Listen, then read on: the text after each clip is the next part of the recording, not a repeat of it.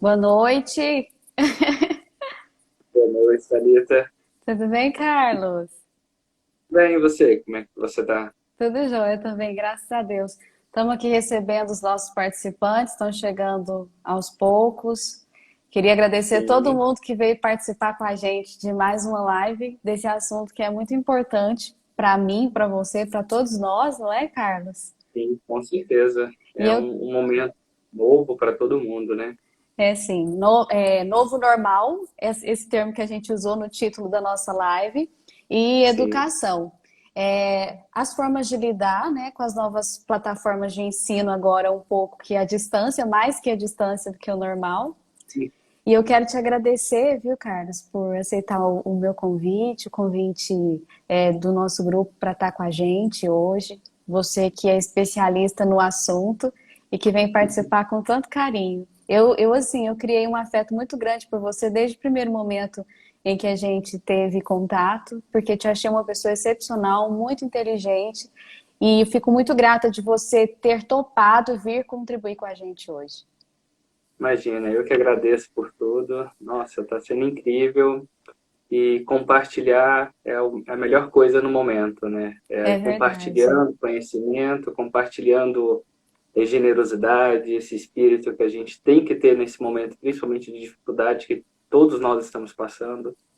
E eu sou obrigado por que eu contribuir um pouquinho. Então, eu vou apresentar um pouquinho agora para vocês o Carlos, pessoal. É o Carlos Simões, não é isso, Carlos? Sim, Ele que é especialista em tecnologias educacionais. Só que, pessoal, esse é só um quesito do currículo dele, uma experiência muito vasta no mercado de trabalho, em várias áreas, sim. né? Eu fiquei surpresa, assim, na sua atuação, várias atuações em lugares totalmente diferentes um do outro. Fala um pouquinho pra gente sobre a sua atuação, o que que você já fez até hoje. Bom, minha formação acadêmica é em transporte aéreo. Eu sou formado em transporte aéreo, uma área da engenharia aeronáutica que é voltada para a gestão. Uhum. Trabalhei em algumas companhias aéreas em São Paulo, né? Passei pela Azul, pela TAM. Aí eu saí um pouco da aviação para conseguir conciliar com os estudos e entrei na Movida, locadora de carro, sempre trabalhando com gestão, treinamento e desenvolvimento de pessoas mesmo, né? Uhum. Gerenciamento de processo, sempre trabalhando dentro dessa linha. E aí Sim. eu senti falta da minha família, né, dos meus Uhum. pais, muito distantes, em São Paulo, e eles moram aqui no interior de Goiás, em Mundo Novo. Falei, não, tá no momento de eu me aproximar deles. E aí Sim. eu saí da Movida, retornei para o Goiás, fiquei um ano e meio em Mundo Novo, e devido à minha formação acadêmica ser das exatas, eu comecei a trabalhar para o Estado, aqui do Estado de Goiás, como professor de matemática, lá no interior, trabalhando com ensino fundamental 2 e ensino médio. Foi uma experiência incrível, assim, uma experiência em sala. Que a gente dá treinamento na educação corporativa é um cenário, Sim. dá um aula numa faculdade é outra experiência. E trabalhar com jovens e crianças é algo assim que você acha que você vai mais contribuir do que aprender e é totalmente ao oposto. Você aprende mais do que contribui. Ah, eu Né? Quando você... imagino. E foi uma experiência incrível, eu me apaixonei, fiz Uhum. pós em tecnologias educacionais, voltada para a educação, e a outra pós que eu tenho é em neurociência e aprendizagem. Eu tenho duas pós. E aí, depois desse cenário todo, resolvi começar outra graduação agora. Estou terminando matemática, licenciatura. Então tá sempre buscando conhecimento, que eu acho que a vida é muito dinâmica, né, pra gente ficar parado. Tem E tá dinâmica certinho. e a gente tem que ser generalista, né? Tem que abrir o nosso leque para tudo, né? Para receber conhecimento, dar, e é assim que a gente caminha. Isso. Então vamos entrar no nosso assunto, Carlos. Vamos Vamos, conversar um vamos sim. pouquinho com o pessoal. A gente vai conversando aqui, eu, Carlos, a gente se preparou para vir aqui falar com vocês. E a gente fez assim mais ou menos um roteiro do que a gente vai falar. Mas dentro disso, vocês podem ir mandando aqui sugestões, podem ir falando com a gente aqui sobre o assunto que a gente está aqui e vamos colocando essas participações no meio do nosso bate-papo. Então, a gente vai começar aqui falando sobre essa nova forma de lidar com a nossa rotina, né? A Uhum. gente teve que reaprender a lidar com esse sair de casa. É, Sim, usar máscara, o distanciamento social, mas que, infelizmente, a gente está tendo que voltar mesmo correndo perigo, né? Vamos falar um pouquinho Sim. dessa transição, dessa mudança do que a gente considerava normal, do que hoje precisa ser praticado pela gente para ter os quesitos de segurança. Vamos falar um pouquinho disso com o pessoal. Claro. Eu acho que, assim, a gente tem aquele hábito, né, de acordar de manhã, tomar aquele banho e sair para o trabalho, né? Sim. E nesses hábitos a gente teve que aderir a algo que eu, particularmente, já saí muitas vezes na rua e tive que voltar correndo para casa para pegar, que é a máscara. É, A gente entramos nessa nova rotina, desse cuidado da máscara, né, e desse distanciamento social, que, particularmente para nós brasileiros, eu acho que está sendo um desafio imenso. Ainda mais a gente que é caloroso, gosta de abraçar, gosta de estar verdade. próximo. Eu acho que está sendo um desafio muito grande, assim. Particularmente para mim, eu já chego abraçando, aí eu já chego no trabalho e faço assim já, né? Para não ter perigo de eu abraçar a pessoa. Inclusive, na Tailândia, isso é um hábito, né? As pessoas, elas não se encostam. Então, Uhum. você chega nas pessoas e vem com um copo com K, que eles falam, que é como se fosse uma saudação. E a gente está meio que tendo que praticar isso mesmo, né? Sim. O ímpeto que nós temos é de ir lá querer abraçar a pessoa, querer acolher Uhum. ela, falar da saudade que a gente sente, mas a gente, infelizmente, não pode. E junto com essas mudanças, Carlos, vieram essas necessidades de utilizar as plataformas digitais para continuar o ensino, né? O ensino das crianças, dos adolescentes, dos adultos, porque a gente, não tendo convívio, essas plataformas elas se tornaram essenciais para que a gente pudesse continuar o curso desse ensino. Vamos falar um pouquinho Uhum. dessa transferência, de quando a gente sai do presencial, do corpo a corpo, e vai para a internet, né, para aprender. Bom, o início da pandemia, ali, final de março, onde começou os decretos, né, a quarentena, vamos dizer assim, pegou todo mundo de surpresa, tanto empresários, a parte comercial e a educação não fugiu disso, né? Também foi pega de surpresa. Só que, além de ser pega de surpresa, ela foi pega num cenário um pouco conturbada, porque estava bem no finalzinho do primeiro corte temporal, que popularmente é o primeiro bimestre, bem no finalzinho do primeiro bimestre. Era onde os alunos iam iniciar as provas, para fechar nota, aquela coisa toda. E bem nesse finalzinho começou a pandemia, onde teve o isolamento social, e, e aí começou como a gente vai se adaptar, como esses alunos vão fazer prova, e aí começou vários questionamentos. E o maior desafio, quanto aluno, em ter acesso a essas ferramentas, né, que tem crianças aí carentes, né, a gente acha que é uma coisa tão simples ter um smartphone em casa, ter um WhatsApp, mas não é tão Não simples é. assim. Infelizmente, gostaria que todos pudessem ter esse acesso, mas infelizmente não é todos que têm esse acesso. E também o cenário professor. A gente tem um índice muito grande de professores de idade mais elevada, que é natural eles não terem tanta facilidade no manuseio da ferramenta e tudo mais. Então a gente teve um momento, acho que foi um momento muito, muito grande de aprendizado para todos esses professores. Tiveram que aprender na raça, né? Sim. Literalmente. Vou utilizar uma ferramenta do WhatsApp ou uma ferramenta de videoconferência. Então foi pego de surpresa. E nisso a gente teve que se adaptar, utilizando o que dava. Escolas e universidades que já tinham um certo preparo com ferramentas EAD, o e-learning, né, tem N ferramentas como o Moodle, que é o mais utilizado no mundo e-learning, né, as abas da vida. Então, quem tinha esse preparo não sofreu tanto. Fez a migração dos alunos para o EAD e continuou toda a parte acadêmica. Agora, entrando dentro do ensino básico, ensino fundamental 2 e o ensino médio, principalmente para escolas públicas, que foi o grande desafio. Sim. O desafio de montar turminhas no WhatsApp. Eu já peguei diretores e professores montando turminhas no WhatsApp de alunos de cada série para passar as atividades.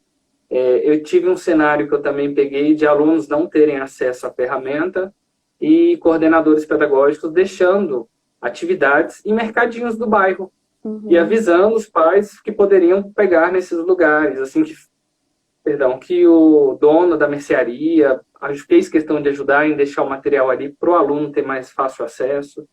Então, acho que foi uma união. Em Sim. março, final de abril, foi uma união. E foi uma coisa, assim, no meu ponto de vista, foi excepcional. Chegou a ser emocionante, assim. A gente vê professores aprendendo a editar vídeo, mudando toda a sua metodologia de ensino, sabe? Buscando inovar. E a gente vendo pais para participar de reunião com o celular na mão, no alto, fora de casa para conseguir pegar um sinal de internet. E nesses momentos a gente fala, como eu sou grato por ter essa experiência, ter essas comodidades que eu acharia que era básico para todo mundo e não é. E não é, a Então gente a se gente depara com uma realidade assim que a gente não está acostumado, né? Porque nós que sim, temos o acesso aos meios, os meios virtuais, digitais, nós estamos muito acostumados com isso. E longe de nós tem uma realidade muito distante de alguém que precisa caminhar quilômetros para conseguir um sinal de aparelho, de sim, celular, que seja para ensinar o filho, para ajudar o filho a receber as atividades e trabalhar isso. E dentro disso, principalmente o que você acabou de falar das escolas públicas, né, Carlos? Das crianças uhum, e dos adolescentes que já têm um ensino assim um pouco menos acessível, né? sim, E que dentro desse mundo virtual acabaram ficando ainda mais excluídos, não é verdade? sim. Ficaram um pouco mais excluídos, mas com esses reajustes que veio acontecendo nesses últimos 3 meses, teve uma boa parte de inclusão também. Sim, O grande problema no começo dessa pandemia foi porque foi todo mundo pego de surpresa, e o principal fator, hoje a gente vê o quão é importante desenvolver o educador, desenvolver o professor. O professor ele está ali dentro da sala de aula, ele domina toda a matéria e tudo mais. Mas por que não treinar esse professor, não desenvolver esse professor também com treinamentos de liderança, de gestão? Porque são coisas que ele usa dentro da sala de aula, ele usa fora da sala de aula. E essas ferramentas hoje, com ele estando na casa dele, desenvolvendo atividades, eu acho que a principal ferramenta para ajudar um professor é um treinamento de gestão. Ele sim, desenvolver prova, lançar nota, cuidar da ferramenta, ver se está no horário para lançar essa atividade no grupo. Então, é uma gestão de tempo que não são todos que têm esse domínio. Então, a gente vê essa necessidade de desenvolver esses professores. E, ao mesmo tempo, a gente enxerga sobre como que a gente está trabalhando com esses alunos, né? Alunos, principalmente educação básica, que a gente tem um impacto muito grande, que são crianças. E aí, como que eu vou dar um treinamento, uma aula EAD com a criança? Né? que não Então, sabe nem o que é isso. exato. Pega o celular, já quer ir no joguinho, né? Não sabe deixar o Justamente. celular quietinho para poder assistir a aula. Então, é um desafio imenso. A gente fala sobre aula EAD, a gente só lembra de faculdade, ou ensino médio, ensino técnico, mas quando a gente para pensar, esses ainda são fáceis de trabalhar. E aquele professor, aquele pedagogo lá do ensino básico, é um desafio grande. Sim. E pode falar. Então, eu quero só agradecer aqui. A gente tem umas participações que eu não posso deixar passar. O Jordevar Rosa está acompanhando a nossa live. Tem muita gente assim que eu tenho muito carinho e muita gratidão, gente qualificada mesmo acompanhando nossa live. Então, toda a minha gratidão a todos vocês. E eu já tenho uma pergunta aqui que eu acho que é importante trazer. A Bárbara, a Uhum. longo prazo, o que ficaria de resquícios da pandemia na educação no geral?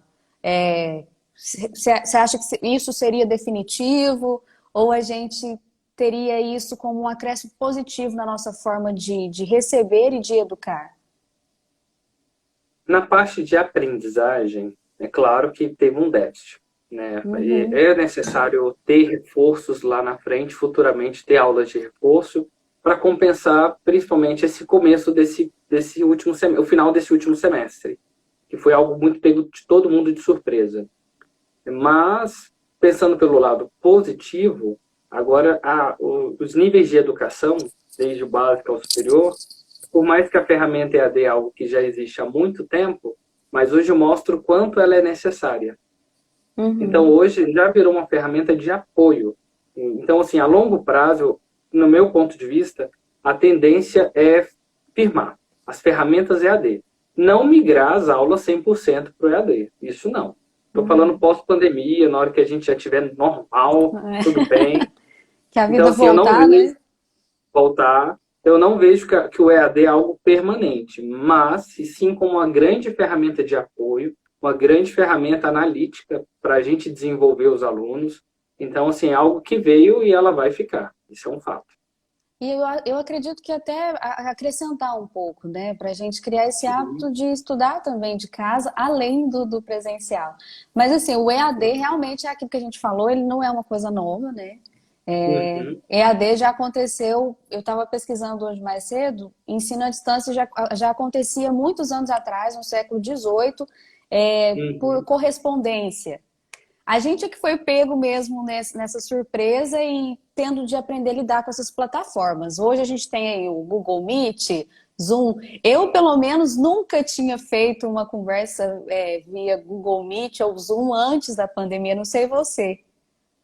Também não. Não Também. usei nenhuma dessas. Eu só usava Skype. Só Skype. Porque o Skype era o mais comum, né? Era Era o um mais bate-papo comum. de vídeo ali que funcionava entre você e uma pessoa.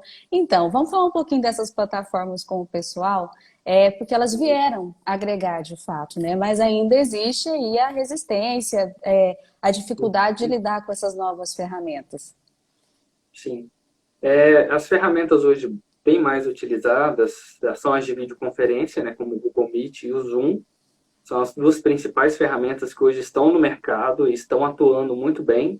E são as mais recomendadas pela questão de segurança, né? Porque a gente também tem que pensar na segurança da informação. Então, tem vários tipos de ferramentas no mercado, mas que não tem essas seguranças de informação que essas duas ferramentas dão. Claro que também temos aí o Skype. O Skype ele está mudando a funcionalidade dele, já permite mais pessoas em uma única ligação por vídeo também, igual o Zoom.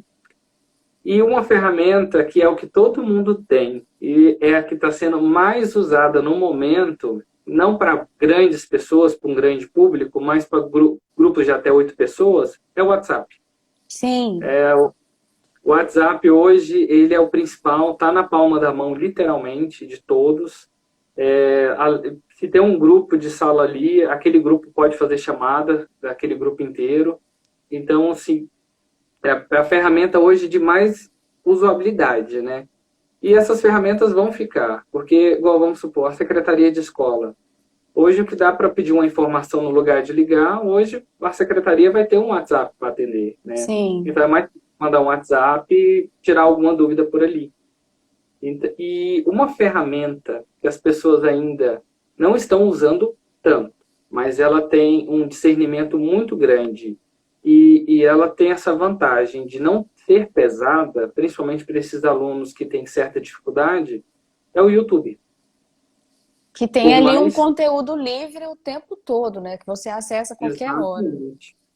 Até o professor, se ele quiser desenvolver uma aula dele, grava e sobe para o YouTube, a possibilidade dele atingir a grande maioria de seus alunos é muito maior. E além de deixar público, que tem a função de deixar ele público, que nós que talvez não seguimos, ele tem como assistir, e tem como ele deixar privado somente para os e-mails que ele cadastrar. Então, aqueles alunos específicos podem assistir aquela aula dele e não ser compartilhado, ficar só naquele grupo também. E como é uma Inclusive, ferramenta pode falar. e como é uma ferramenta leve, então as pessoas que têm internet não tão boa conseguem acessar, conseguem assistir bem mais Baixar. fácil do que utilizando, exatamente, essas outras ferramentas. Inclusive, eu tive uma experiência muito incrível esses dias, que eu estava mexendo no YouTube e eu achei uma aula de um professor meu de faculdade, assim, eu senti uma nostalgia muito grande, assim, foi muito positivo, por isso que eu quis compartilhar aqui. Olha, nós temos participação aqui, vou trazer mais participação para gente. O Rafael está falando que a pandemia impulsionou a cultura digital. A Sim, Ila falou assim que nós professores descobrimos que temos muitas ferramentas além do quadro e do giz. O Luiz Cláudio, a modalidade de aulas no formato telecurso pode ganhar novo protagonismo no seu ponto de vista, Carlos? Com certeza. O telecurso começou, acho que o mais famosinho aí é o Telecurso 2000. Sim, Acho que somos dessa geração. somos. E ela está voltando, sim. Na verdade, o ensino EAD sofreu muito preconceito, né? Antes, nas faculdades, principalmente ensino superior. Todo mundo achava que quem estudava à distância, o diploma não era tão válido, ou o diploma era inferior ao ensino presencial. E as pessoas, com o tempo, foi enxergando que não existe essa diferença de diploma, o ensino presencial, o ensino EAD, o diploma é o mesmo. E hoje, com a pandemia, as pessoas estão enxergando mais ainda o quão é necessário essa educação à distância. Então, o telecurso, com certeza, ele apareceu lá em 2000, mas ele vai ficar. É verdade. E era uma experiência muito legal o telecurso, viu? Eu acho que ainda não tem, mas, enfim, não tem mais, na verdade. Eu estou vendo aqui, alguém me perguntou sobre as avaliações, né, que esses alunos estão recebendo esse ano. Existe Uhum. alguma diretriz, por exemplo, como que você vai cobrar de um aluno, de uma pessoa que não teve talvez a mesma oportunidade que os outros tiveram, que não tiveram os mesmos acessos? Tem alguma diretriz do MEC ou de alguma organização a respeito dessas avaliações e aprovações do ano letivo, tanto nas universidades quanto nas escolas? Eu vou começar pelas escolas. O que foi passado é o ensino à distância, né, usando as ferramentas digitais, é algo necessário, mas que não é algo para todos, porque não é todos que têm acesso. Então, a escola tem que deixar o material impresso, todas as atividades de todas as disciplinas têm que estar disponível na escola para o aluno buscar. E nisso, o aluno tem que deixar algum tipo de contato, o responsável deixar algum contato. Porque as escolas estão trabalhando de formas quinzenais. Nessa segunda-feira, um exemplo, segunda-feira entrega uma atividade de todos os professores, de todas as disciplinas, e o aluno fica resolvendo essas atividades por 15 dias, com o Sim, apoio do professor. Quando o aluno não tem condição, não tem WhatsApp, não tem uma ferramenta de comunicação, geralmente a secretaria pedagógica, né, o grupo pedagógico, agenda o horário com os responsáveis e entra em contato por telefone para conversar com o aluno, para entender quais são as dificuldades dele, entender o que ele precisa de apoio, tirar dúvidas. Na segunda semana seguinte, esse aluno ele devolve as atividades feitas e pega as novas atividades dessa semana. E a prova de avaliação, ela está tendo dois formatos. Quem está no ensino, quem está tendo as ferramentas digitais, o professor está enviando em PDF, esse aluno pode imprimir, responder, tirar foto e mandar pelo WhatsApp. É uma prova de consulta, não tem como não ser. O professor falar assim, minha prova, aluno nenhum consulta. Ensino à distância, me desculpa, não tem como. não tem Eu estou como. aqui olhando para você, mas eu posso estar aqui pesquisando no computador aqui do lado. Não, e assim, Então, eu tenho uma experiência com o meu sobrinho. Esses dias ele estava fazendo uma prova e eu estava acompanhando ele fazer a prova. Na verdade, assim, ele estava recebendo a orientação da professora o tempo todo, assim. Então, praticamente que ele não exerceu ali sozinho aquela consciência de responder aquela prova sozinho. Então, eu acredito também que não tem como, né, nesse momento, de fazer uma prova de forma remota e falar, não, vou fechar o livro aqui, vou ficar aqui fazendo sua prova.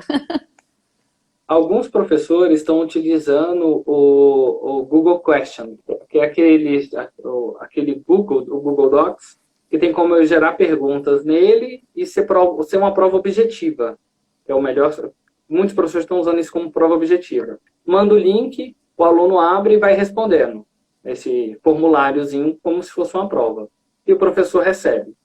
Tudo digital. Também eu já vi formatos de provas assim. Então, o principal é não deixar ninguém de fora. O Sim. principal objetivo que o MEC deixa muito claro é não deixar ninguém de fora. É Tanto no tentar ensino. não deixar, né? Exatamente. E tem que usar todas as ferramentas que pode. Se o aluno não tem ferramenta, a escola tem que estar de porta aberta para receber esse aluno, para entregar as atividades, já que o aluno não pode ficar dentro da sala de aula, não tem sala de aula para receber esse aluno por causa da pandemia. Então, eu tenho que deixar as portas abertas da minha escola para dar esse apoio para ele. Esse apoio pedagógico, esse apoio de material. Então, o aluno, ele tem esse apoio, sim. Daquelas perguntas que a gente recebeu aqui na caixinha de perguntas, Sim. vamos falar um pouquinho desse retorno das aulas, porque eu acho que é importante, porque as pessoas elas estão um pouco temerosas em relação a isso. Uhum. Eu recebi uma das perguntas, qual é a porcentagem de turmas, né, de pessoas numa turma, de pessoas, de alunos numa sala de aula, e quais que são essas normas que a gente recebeu aí de órgãos superiores a nós, o MEC, né, os ministérios Uhum. que temos aí. Vamos falar um pouquinho disso. Eu sei que não tem um padrão para o país inteiro, mas tem as instruções que o MEC Sim, disponibilizou, né? tem as instruções. Bom, o MEC, a parte sobre a capacidade de sala de aula.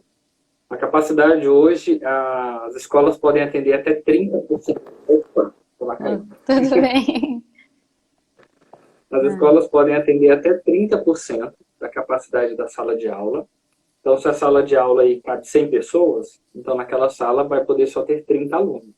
Perdão. Não, 30 alunos, isso mesmo. A minha matemática aqui deu um branco. É o professor. 30 alunos. E dentro desses 30 alunos tem que obedecer o distanciamento social de 1,5 m, frente, trás, laterais. Porque as pessoas esquecem que o distanciamento é geral, é 360. Eu já cheguei numa fila de um banco que tinha um distanciamento frente, trás, e o lateral não tinha. A pessoa estava do meu lado, assim. Eu falei, uai, distanciamento não é 360? Fajuto, Então, né? então, então tem que ter esse cuidado. O MEC lançou uma cartilha para deixar todas as escolas aí mais conscientes. Vou até falar o site para quem quiser consultar, é portal.mec.gov.br/coronavírus. Tá? Quem quiser consultar essa cartilha, portal.mec.gov.br/coronavírus. Aí esse é um portal que dá acesso a todas as ferramentas que o MEC está ajudando para poder orientar as escolas nesse retorno. E lá tem um protocolo de biossegurança, um PDF pequenininho de 21 páginas, que mostra a importância, o que é para acontecer nesse cenário dessas escolas que vão retornar. Tá, pronto. E aqui eu estou com o protocolo aberto, que eu prefiro ler, que aí eu não passo a informação errada. Sim. Que venha as medidas. Eu até tenho algumas aqui que eu tinha separado mais cedo, que seria mesmo limitar, né, os alunos. Sim. Um das partes aqui é trabalhar de forma escalonada, né? É o que está tendo essa educação híbrida. Uma parte vai para a sala de aula, outra parte está no ensino à distância. E aí as disciplinas vão mudando. Hoje, vamos supor, disciplinas mais teóricas na educação, né, ensino fundamental ao médio, são mais fáceis de ser ministradas EAD. Elas têm uma facilidade maior. Disciplinas mais técnicas, como língua portuguesa, não deixa de ser uma, matemática dentro do ensino fundamental e dentro do ensino médio, química e física, que também tem muita coisa que precisa de um certo auxílio, e biologia. Então, são disciplinas que acabam sendo necessários ter esse revezamento. Então, bem provável que as escolas vão usar a ferramenta de revezamento com essas disciplinas, né? A matemática, a língua portuguesa, a biologia, química e física. As que são mais teorias, elas vão ficar mais para o ensino à distância. Que se enquadra E, mais ou menos naquela educação híbrida. exatamente, isso seria educação híbrida. Que hoje vamos supor uma turma de 30 alunos. E vai ser dividida em 3 de 10. Né? Naquela sala só vai poder ter 10 alunos. Então, segunda-feira vai ter a aula A, 10 alunos vão assistir.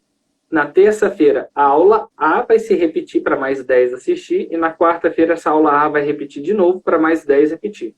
Assim, finalizando aí a turma toda. Então, a educação híbrida vai ser assim.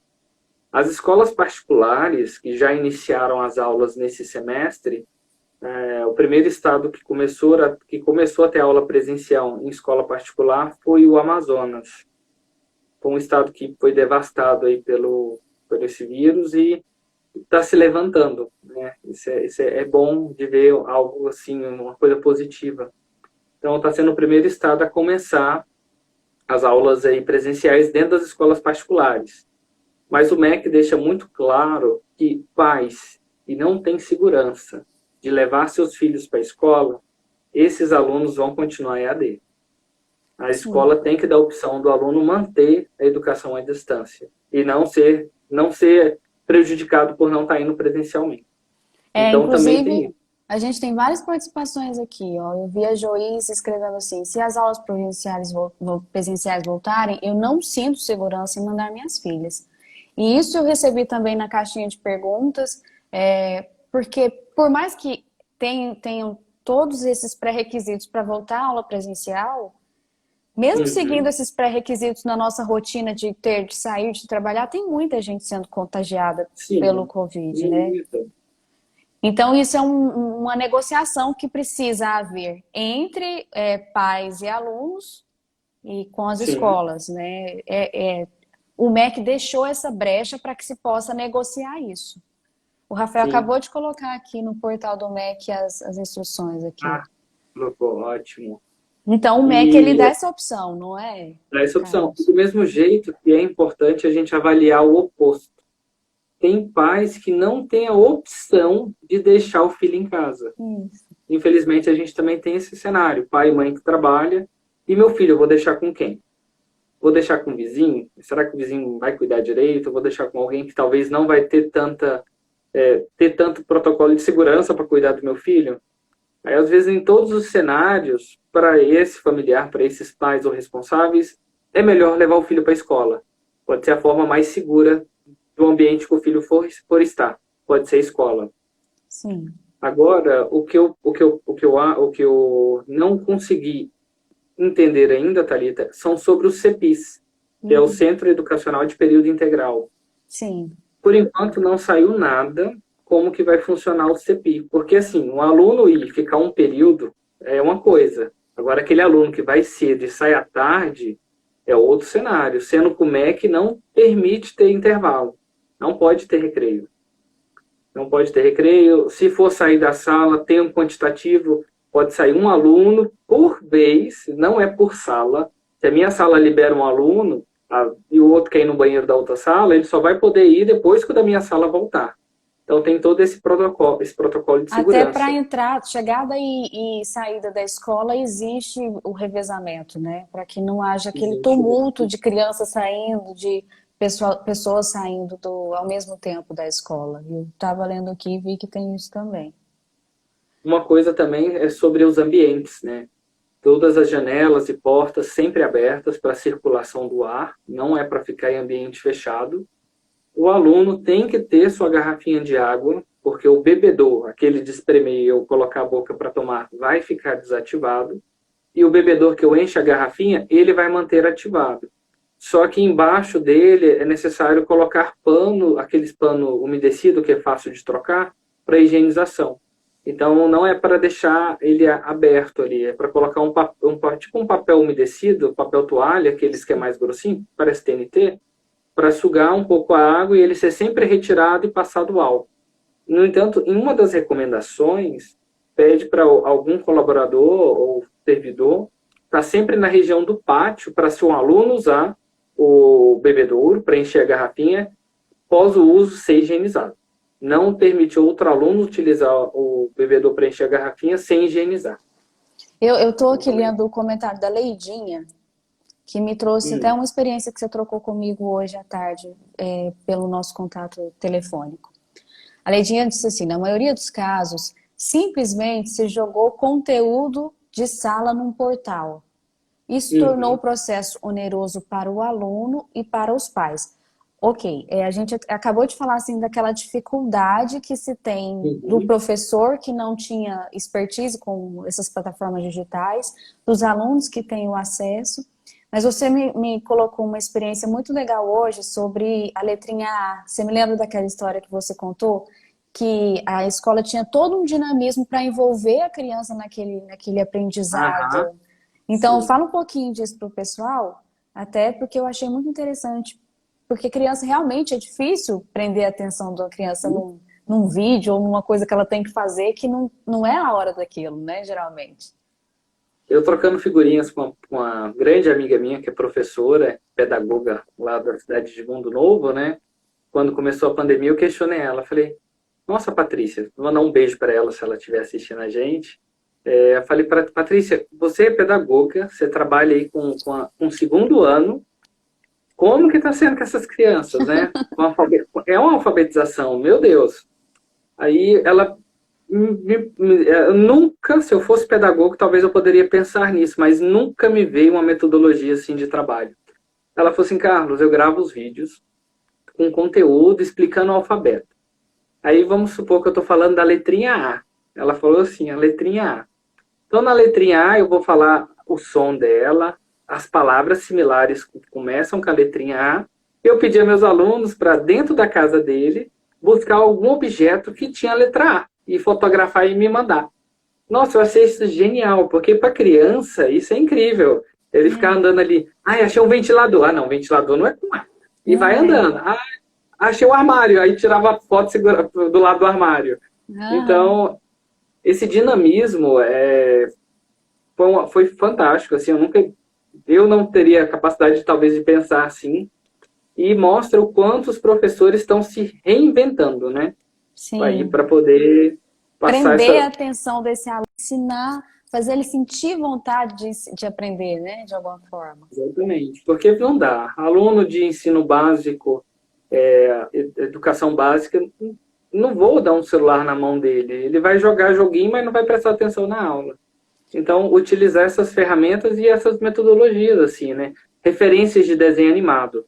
Quantos professores não usam aí? Tem professor que não assistia desenho, passou a assistir desenho para poder falar a mesma linguagem dos alunos. Então, teve essa preocupação. Eu estou vendo aqui muita gente reclamar sobre a quantidade de conteúdo também que está sendo colocado, né, despejado. Dobrou a quantidade de conteúdo, que também não significa aprendizado, né? Deixa Sim. eu ver aqui participações. Pode ir falando, Carlos. Sobre o conteúdo, foi algo que realmente teve um problema muito sério, porque os professores ficavam naquela. Se eu passo muito conteúdo, o aluno não faz. Se eu passo pouco conteúdo, eu não sei se o aluno está aprendendo. Então, foi difícil para esses 3 últimos meses, agora desse último semestre, encontrar um meio termo. Que ninguém conseguiu encontrar ainda esse meio termo. A tendência desse próximo semestre, se continuar a educação EAD, à distância, é diminuir a quantidade de conteúdos novos ser trabalhados de formas mais pontuais e os demais conteúdos de revisão, eles ser pegado mais pesado. Porque aí eu trabalho mais a revisão e aplico o conteúdo novo. Então, esse conteúdo novo, mais para frente, ele passa a ser uma revisão e eu vou aplicando um novo conteúdo. Isso com mais pontualidades e sem exagero de atividade, porque isso realmente estava acontecendo. E aí deixa o aluno cansado, desmotivado, e a gente também tem que pensar na motivação do aluno, o aluno tem que estar motivado, e nisso não gera aprendizado. O Daniel Fortuna está dizendo assim, ó, eu tive uma boa experiência com as aulas online dos meus filhos. Foi exemplar o formato adotado pela escola, as aulas rigorosamente, o cronograma que seguia na escola, horários e conteúdos. Então a gente tem uma experiência boa aqui do Daniel. Sim, é É o bom. reinven... Um o feedback. Luiz Claude e o Luiz Cláudio. É o reinventar da educação. Muito bom ver o engajamento. Minha filha está na alfabetização, é a Maria Eterna falando com a gente. E as atividades Uhum. propostas precisam estar com um adulto do lado o tempo todo. Aí a Silvana Celestine está dizendo o quanto é preciso valorizar os professores, mas isso desde sempre, né? Silvana, Carlos, professor. A minha mãe foi professora, eu tenho uma experiência muito positiva do quanto ela se doava, né? Era como se ela tivesse eu e a minha irmã como filhas e mais um monte de filhos. Ela se preocupava com aqueles alunos dela. Então, valorizar a professora é muito importante. Sobre essas plataformas digitais, a gente falou um pouquinho sobre essa dificuldade de acesso, mas Uhum.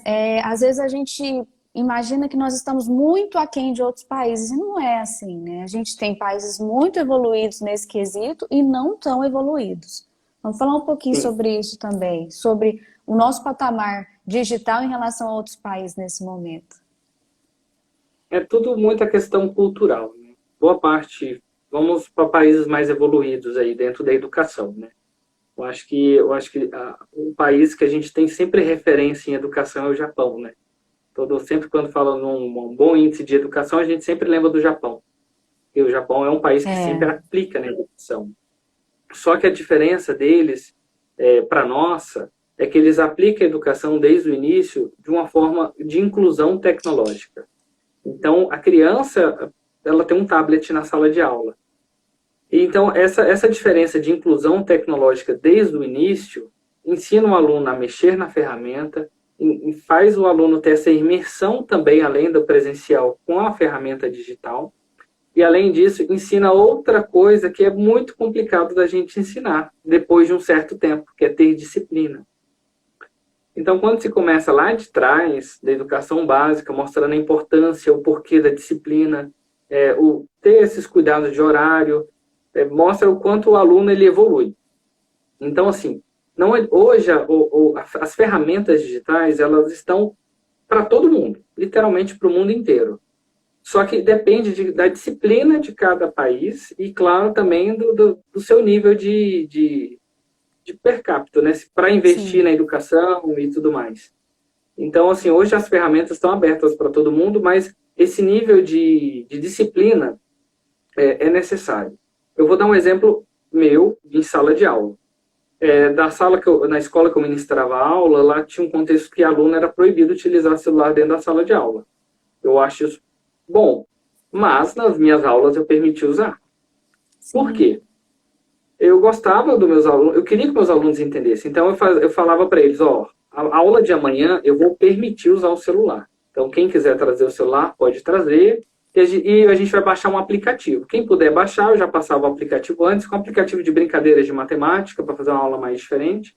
E eu conectava meu celular no meu computador que é para o Data Show, para todo mundo assistir. Então a gente brincava com essa ferramenta dentro da sala de aula, com esse aplicativo, né? Um aplicativo de tabuada. Se a pessoa tinha tantos segundos para responder a tabuada, e errando, saía, aí vinha outro aluno responder. Então era um joguinho bacana que fazia o aluno ter essa disciplina de saber usar o celular naquele horário, para aquela aula, e também mostrava para o aluno que ele pode aprender com o celular. O celular não é feito só para ligar, não é feito só para fofocar, e não é feito só para ficar no joguinho, não. Ele É. também é uma ferramenta de conhecimento. E de Então, divertimento junto, de associar a diversão com o conhecimento, né? exato. E assim, eu levei uma ferramenta de joguinho, de tabuada, e foi algo assim incrível assim para os alunos. E aí para nós é uma coisa nossa tão básico, né? E a gente muda essa metodologia, esse formato dentro da sala de aula, e a gente entende o quão isso é necessário, né? Quebrar esses paradigmas dentro da sala de aula que celular não pode, celular pode trazer para a sala de aula, mas tem que ensinar a ter limite. Olha, quer mexer no WhatsApp? Se eu terminar minha aula 5 minutos antes, os últimos 5 minutos eu deixo vocês livres para mexer no celular. Nosso aluno fica quietinho, até olha para você assim, numa concentração para resolver as coisas. Numa esperança da hora Então, chegar. exatamente. Olha aqui, eu tô com a participação do Jorge. Ele tá falando perguntando se os pais podem optar por continuar com aulas remotas. A gente já disse aqui. É uma Sim. negociação que pode ser feita com a escola. O MEC deixou essa brecha para que se possa negociar. O Cerone está Sim, dizendo também que não tem segurança de mandar os filhos para a os filhos. escola ainda.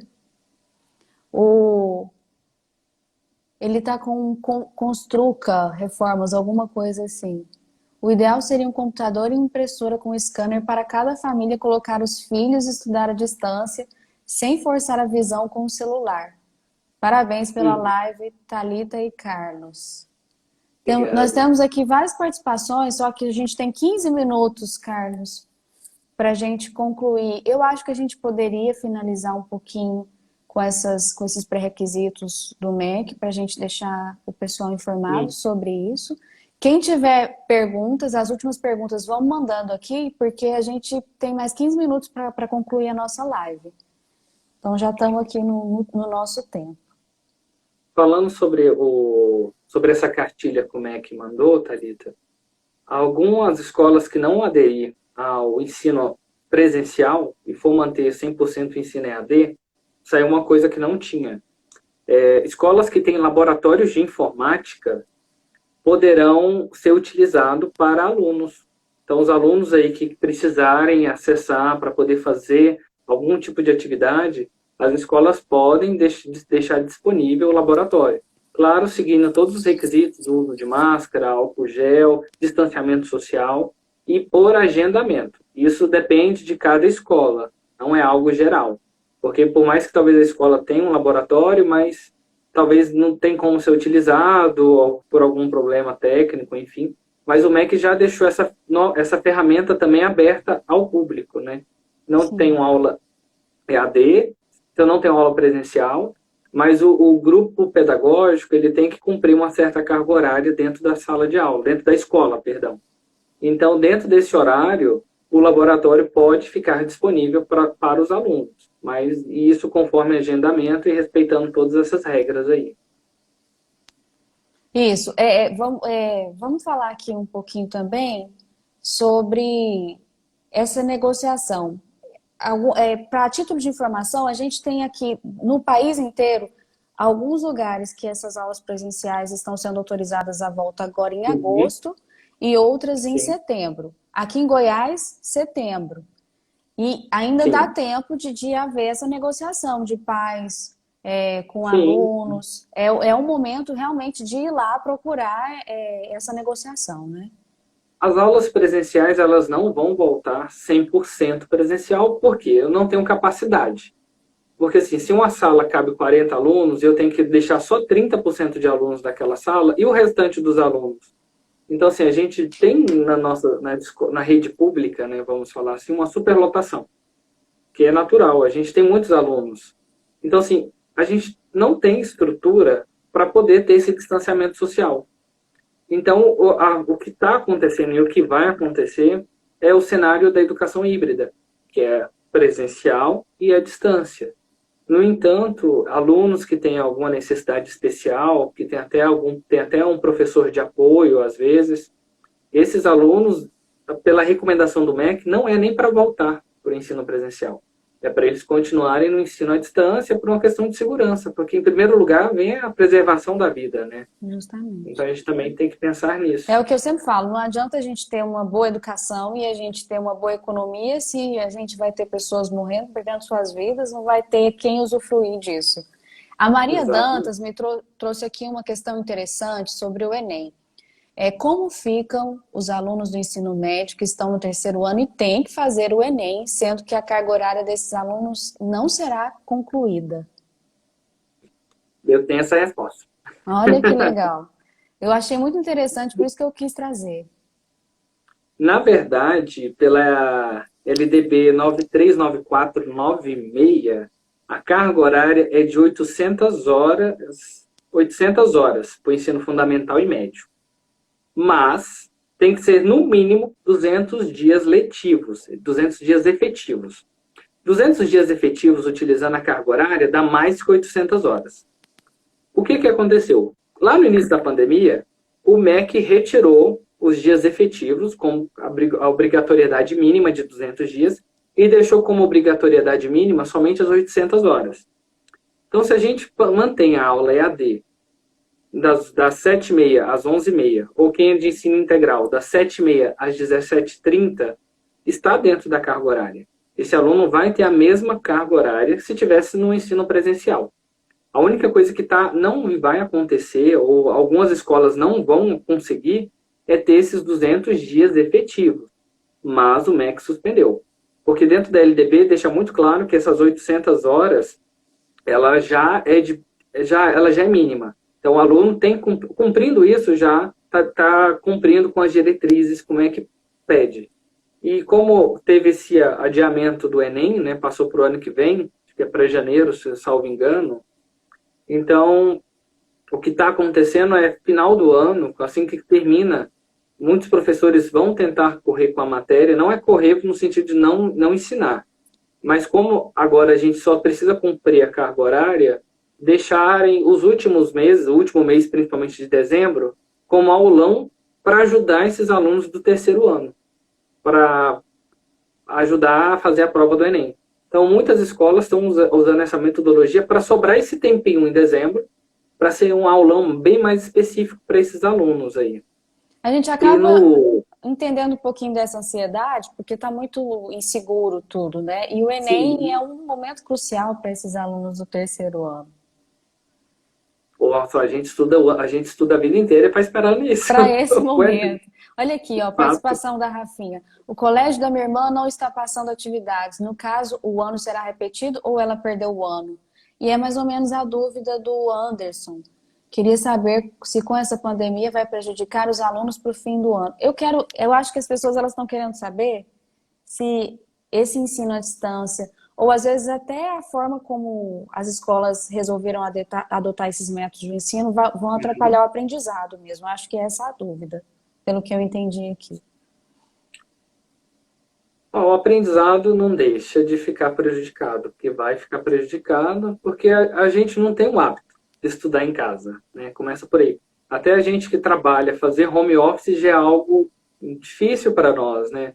Porque a gente não tem esse hábito de ficar em casa. A gente fica em casa para trabalhar, fazer um home office, a gente vê uma vasilha suja ali, a gente levanta, vai lavar e volta, senta e continua o home office. Então Justamente. imagina com a criança, então para um jovem, com certeza o aprendizado vai ser prejudicado sim, mas são tudo mudanças de hábito, né? É aquilo, quando você quer ter hábito para ler um livro, hoje eu leio uma página, amanhã eu leio duas, e assim vai indo. Então a gente precisa criar esses hábitos de aprendizagem mesmo. Justamente, acho que é um pouquinho de entender o momento e de saber que a gente vai ter tempo de recuperar muita coisa, não E, é, Carlos? A Leidinha está dizendo: os alunos surdos estão amando as aulas virtuais. Experiência da minha filha Daiane, tradutora e intérprete da Associação dos Surdos de Goiânia. Legal, essa experiência. então a inclusão muito forte nessa pandemia, né? Eu acho que as lives trouxe isso à tona, o quanto é importante essa inclusão, né, dos surdos, e eu achei isso fantástico, assim. Olha, tem umas dúvidas aqui, ainda tem. Nós não conseguimos responder todos, mas a gente tem 7 minutos. E nesses sete Tá. minutos, eu acho que seria mesmo as nossas considerações finais Uhum. sobre essa nova forma do ensino, né, dos meios digitais. Eu acredito, no meu ponto de vista, isso vem somar. É claro que nesse momento Sim. a gente tem essa dificuldade de lidar com isso, mas eu acredito que a nossa forma de se dedicar, de prestar atenção nesses meios digitais, vão acabar somando a nossa existência daqui para frente no nosso pós-pandemia. Porque a gente que não Sim. era adaptado a isso vai precisar, está precisando se adaptar, e eu acredito que nós não vamos abandonar essas rotinas. É como uma obra, né, Thalita? O que aconteceu é, para fazer uma obra eu preciso bagunçar, eu preciso derrubar, eu preciso escavar, eu preciso fazer poeira, e a gente está nesse momento. E a gente está se construindo agora, né, com esse novo normal, com esse retorno, a gente está se construindo. Então a tendência é criar esse alicerce forte aí com a nova ferramenta dentro da educação e construir e seguir em frente. Marilane está participando com a gente. Parabéns, Thalita e Carlos. Está top a live. Então é isso. Carlos, eu quero te agradecer de coração. Ah, tem muita gente participando aqui ainda. Não queria dar tchau. Agradecer a você, agradecer ao Kleber, que intermediou o nosso contato para que houvesse a nossa live. Agradecer todo mundo que participou, tanto do meu perfil quanto no seu perfil. Muita Sim, gente aqui participando com a gente. Então, muito obrigada de coração. E eu espero que a gente possa fazer outra live em algum outro momento, falando de vários assuntos, porque eu acho que é muito construtivo para nós dois e para quem está acompanhando aqui. com certeza. Obrigado pelo convite mais uma vez. Foi um uma honra estar aqui compartilhando um pouquinho de conhecimento.